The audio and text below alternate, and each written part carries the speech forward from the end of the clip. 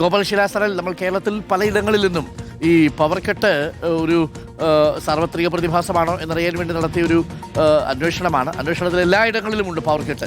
ചിലയിടങ്ങളിൽ ഒഴിച്ചു നിർത്തിയാൽ 90% സ്ഥലങ്ങളിലും പവർ കട്ടുണ്ട്. 20 മിനിറ്റ്, 25 മിനിറ്റ്, 30 മിനിറ്റൊക്കെയാണ് പവർ കട്ട്. പല സമയങ്ങളിലായിട്ട് പവർ കട്ട് ഉണ്ടാവുന്നു എന്നുള്ളതാണ്. ജനങ്ങൾ കുറച്ച് വലഞ്ഞു തുടങ്ങുകയാണോ ഗോപാൽ ശിലാസനൽ? സർക്കാരിൻ്റെ വിശദീകരണം ജനങ്ങൾക്ക് അങ്ങോട്ട് ദഹിക്കുന്നില്ല എന്നാണോ മനസ്സിലാക്കേണ്ടത്? 10 വർഷം പവർ കട്ട് ഇല്ലാത്തതിൻ്റെ ലക്ഷറിയിൽ ജീവിച്ചിട്ട് പെട്ടെന്ന് പവർ കട്ടിലേക്ക് പോകുമ്പോൾ ജനങ്ങൾക്ക് ബുദ്ധിമുട്ടുണ്ടാവുന്നുണ്ട് അല്ലേ ഗോപാൽ ശിലാസനൽ? ഒരു സംശയവുമില്ല ഡോക്ടർ അരുൺ.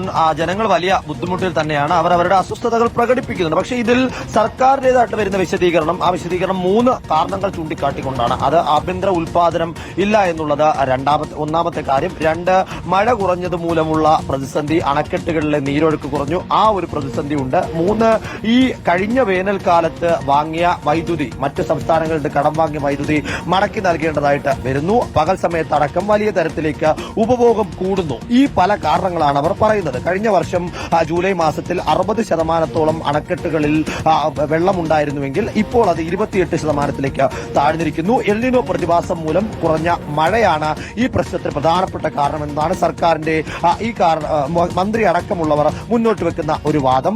കഴിഞ്ഞ വേനൽക്കാലത്ത് ഏതാണ്ട് വലിയ തോതിൽ വിവിധ സംസ്ഥാനങ്ങളിൽ നിന്ന് വൈദ്യുതി വാങ്ങിയിരുന്നു. ആ വൈദ്യുതി ജൂൺ, ജൂലൈ, ഓഗസ്റ്റ്, സെപ്റ്റംബർ എന്നീ മാസങ്ങളിലായി മടക്കി നൽകണം. ആ മടക്കി നൽകൽ പ്രക്രിയ തുടങ്ങിയതിനാലും ഇത്തരത്തിൽ വലിയ പ്രതിസന്ധി ഉണ്ടാകുന്നു എന്നതാണ് മറ്റൊരു പ്രധാനപ്പെട്ട പ്രശ്നം. അതിനാൽ തന്നെ എല്ലാവരും സഹകരിക്കണം. KSEBയുടെ ഭാഗത്തു നിന്നും മന്ത്രിയുടെ ഭാഗത്തു നിന്നും ആവർത്തിച്ച് വരുന്ന അറിയിപ്പ് എല്ലാവരും സഹകരിച്ചാണല്ലോ നമുക്ക് ശീലം ഗോപാൽ ശിലാസനൽ. അപ്പോൾ ഒരു പ്രേക്ഷകൻ പറയുന്നു, ഇരുണ്ട കാലത്തെ വീണ്ടും എത്തിച്ച വോട്ടർമാർക്ക് അഭിവാദ്യങ്ങൾ എന്നൊരു പ്രേക്ഷകൻ പറയുന്നു. ഇന്ദിരാ കട്ട് അവരും അനുഭവിക്കട്ടെ. തമിഴ്നാട്ടിലെ നമ്മുടെ അമ്മയെ കുറിച്ചാണ് കേട്ടു. കറണ്ട് കട്ടൊക്കെ ഒരു സ്പോർട്സ്മാൻ സ്പിരിറ്റിൽ എടുത്താൽ പോരെ? ഇതൊക്കെ വെറും വ്യവസായം മാത്രമല്ലേ? സൂഫി കുമാർ പറയുന്നുണ്ട്, കുടിൽ വ്യവസായമായ മെഴുകുതിരി നിർമ്മാണം, ഇൻവെർട്ടർ വ്യവസായം എന്നിവയുടെ വളർച്ചയ്ക്ക് വേണ്ടിയാണ് ഈ ഇന്ദിരാ കട്ട്. നിങ്ങൾ വെറുതെ തെറ്റിദ്ധരിക്കല്ലേ എന്ന് പറയുന്നുണ്ട്. പക്ഷെ നമ്മളിങ്ങനെയൊക്കെ വിമർശിക്കുമ്പോഴും യഥാർത്ഥത്തിൽ സൺഡേ ജോസഫ് പേരാവൂരിൽ നിന്ന് സൃഷ്ടിച്ചതല്ലല്ലോ എൽനിനോ പ്രതിഭാസം. എൽനിനോ പ്രതിഭാസം ഒരു ആഗോള പ്രതിഭാസമല്ലേ?